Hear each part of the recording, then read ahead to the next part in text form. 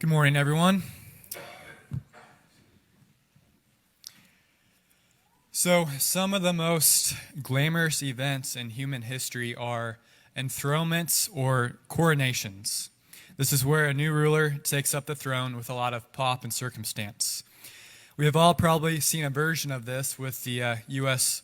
presidential inaugurations. There is a parade with people on both sides of the road, some cheering, some booing. Famous people attend, and it all looks very official. But these fail in comparison to the British coronations. In these, the golden carriage is used, royal robes are worn, crowns are presented, and thousands of people cheer along throughout of the parade. So, most kings or queens have this official event where they are crowned or coronated.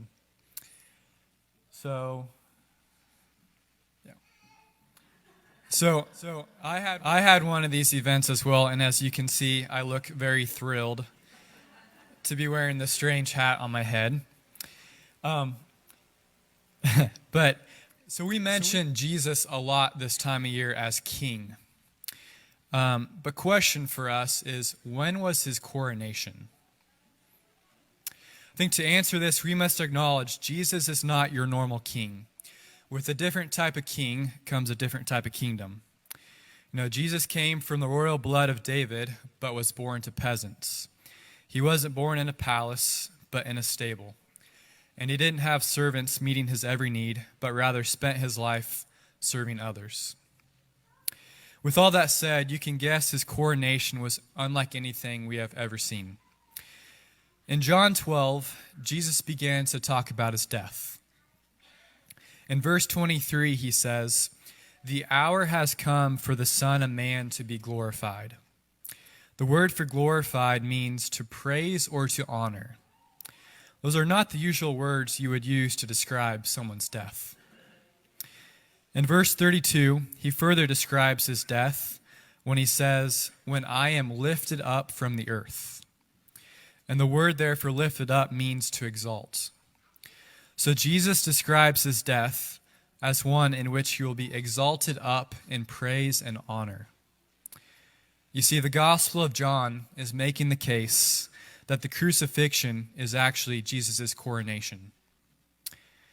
In Mark 5, before his crucifixion, Roman soldiers mocked Jesus by giving him a purple robe, a scepter, and a crown, not of gold, but of thorns.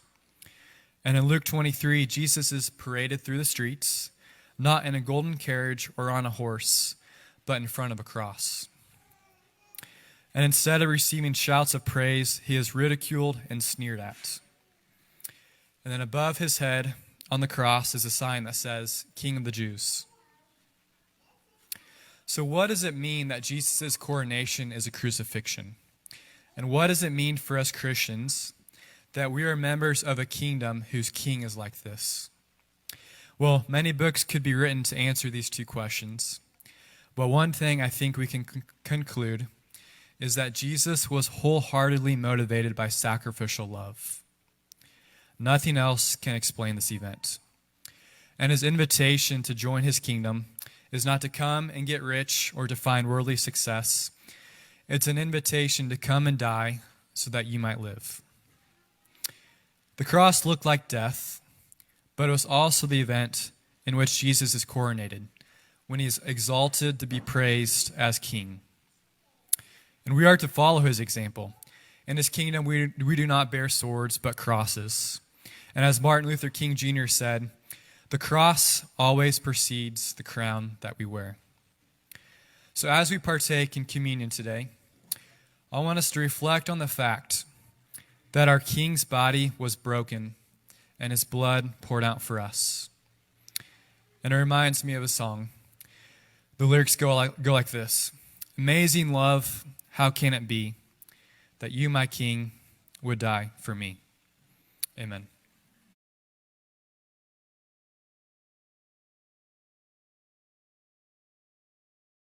Amen.